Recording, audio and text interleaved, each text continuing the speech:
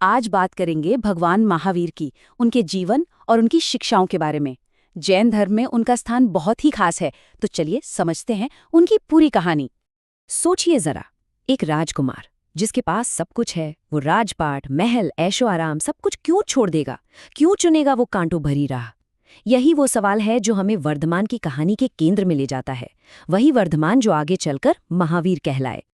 अब उनकी कहानी को समझने के लिए एक बात गांठ बांध लेनी चाहिए। वो जैन धर्म के संस्थापक नहीं थे, नहीं, वो तो एक बहुत लंबी परंपरा के 24वें और आखिरी तीर्थंकर थे, मतलब एक आध्यात्मिक गुरु। तो चलिए अब सीधा चलते हैं उनके शुरुआती जीवन में। बात है ईसा पूर्व 6ठी शताब्दी के भारत की। तो एक तरफ था महल का जीवन, कुंडलपुर के राजकुमार राजा सिद्धार्थ और रानी त्रिशला के बेटे, चारों तरफ बस सुख और आराम। और दूसरी तरफ एक तपस्वी का जीवन। 30 साल की उम्र में राजकुमार वर्धमान ने एक बहुत ही रैडिकल फैसला लिया।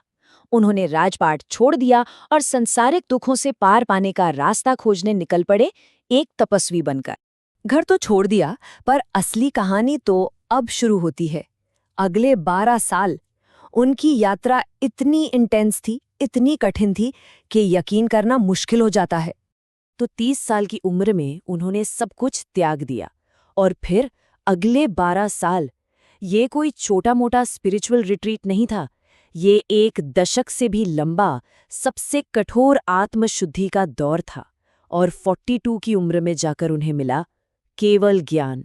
उनकी तपस्या कितनी कठिन थी, इसका अंदाजा लगाइए। महीनों तक उपवास, एकदम गहरा मौन व्रत, हर मुश्किल को बिना किसी शिकायत के सहना, चाहे कोई भी मौसम हो, कोई भी हालत हो, ध्यान में लीन रहना, यहाँ तक कि कपड़े और घर-बार सब कुछ छोड़ दिया। मतलब उन्होंने अपनी इच्छाओं पर काबू पाने के लिए इंसान की सहन शक्ति की हर सीमा को पार कर दिया।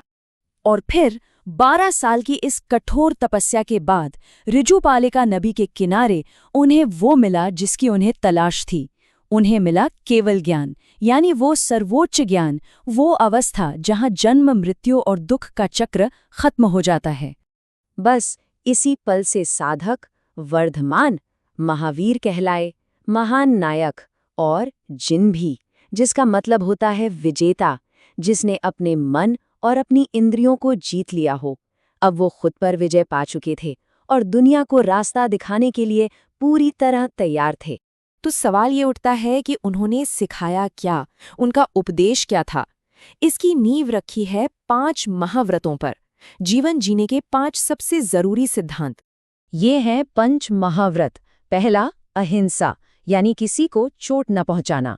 दूसरा, सत्य, हमेशा सच बोलना। तीसरा, अस्तेय, यानी चोरी न करना। चौथा है ब्रह्मचर्य, यानी पवित्रता। और 5वां, अपरिग्रह, यानी जरूरत से ज्यादा चीजें जमा न करना। ये 5 जैन धर्म की नैतिक बुनियाद है, और इनमें से जो पहला है, अहिंसा, वो सबसे ज्यादा महत्वपूर्ण है। और अहिंसा का मतलब सिर्फ इंसानों को चोट न पहुंचाना नहीं है, नहीं, ये बहुत गहरी बात है। जैन धर्म में अहिंसा का मतलब है मन, वचन और कर्म, तीनों से किसी भी जीवित प्राणी को कष्ट न देना, चाहे वो इंसान हो, जानवर हो, कीड़े मकोड़े हों या फिर पेड़ पौधे ही क्यों ना हो।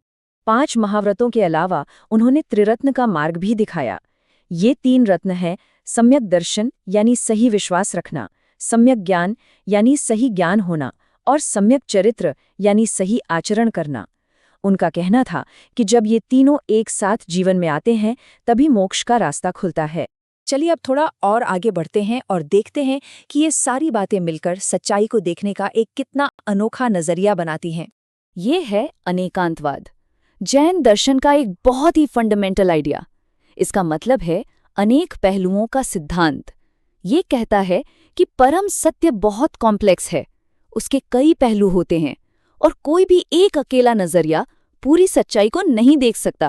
इसे समझाने के लिए एक बहुत मशहूर कहानी है कि सच एक हाथी की तरह है, और हम सब कुछ अंधे लोगों की तरह हैं जो उसे छूकर समझने की कोशिश कर रहे हैं।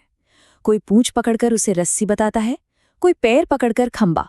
हैं सब सही अपनी अपनी जगह, पर पूरा सच किसी को नहीं पता। यही है अनेकांतवाद। तो ज्ञान पाने के बाद अगले 30 सालों तक महावीर ने लोगों को प्राकृत भाषा में उपदेश दिया। ये उस समय की आम बोलचाल की भाषा थी, ताकि उनकी बातें हर किसी तक पहुंच सकें। और फिर उनकी जीवन यात्रा अपने अंतिम पड़ाव पर पहुंची। 72 साल की उम्र में 527 ईसा पूर्व पावापुरी में भगवान महावीर ने निर्वाण प्राप्त किया। मतलब उन्हें जन्म मरण के चक्र से हमेशा के लिए मुक्ति मिल गई। लेकिन उनकी शिक्षाएं जिंदा रहीं और दूर दूर तक फैलती गईं। हालांकि समय के साथ उनकी अलग अलग व्याख्याएं भी होने लगी। और इसी वजह से वक्त के साथ साथ उनके अनुयायी दो मुख्य सेक्स या कहें कि संप्रदायों में बट गए, एक श्वेतांबर और दूसरे दिगंबर। और इन दोनों की मान्यताओं और तौर तरीकों में कुछ बड़े फर्क हैं। जैसे श्वेतांबर साधु सफेद कपड़े पहनते हैं, जबकि दिगंबर साधु कोई वस्त्र धारण नहीं करते। श्वेतांबर मानते हैं कि महिलाएं भी मोक्ष पा सकती हैं, दिगंबर इसमें विश्वास नहीं करते। लेकिन उनका प्रभाव सिर्फ विचारों तक ही सीमित नहीं रहा। आज भी जैन धर्म की विरासत हमें भारत की बेहतरीन कला और वास्तुकला में देखने को मिलती है। सोचिए, माउंट आबू के दिलवाड़ा मंदिरों के उस बारीक नक्काशी के बारे में, या श्रवणबेलगोला में बाहुबली की वो विशाल मूर्ति। ये सब उसी विरासत का हिस्सा हैं। तो आखिर में महावीर की कहानी हमें एक बहुत गहरे सवाल के साथ छोड़ जाती है। आज के इस युग में जहां हर कोई चीजें बटोरने में लगा है, उस इंसान से क्या सीखा जा सकता है जिसने सब कुछ छोड़ देना चुना, जिसने दुनिया को नहीं बल्कि खुद को जीतने का रास्ता दिखाया।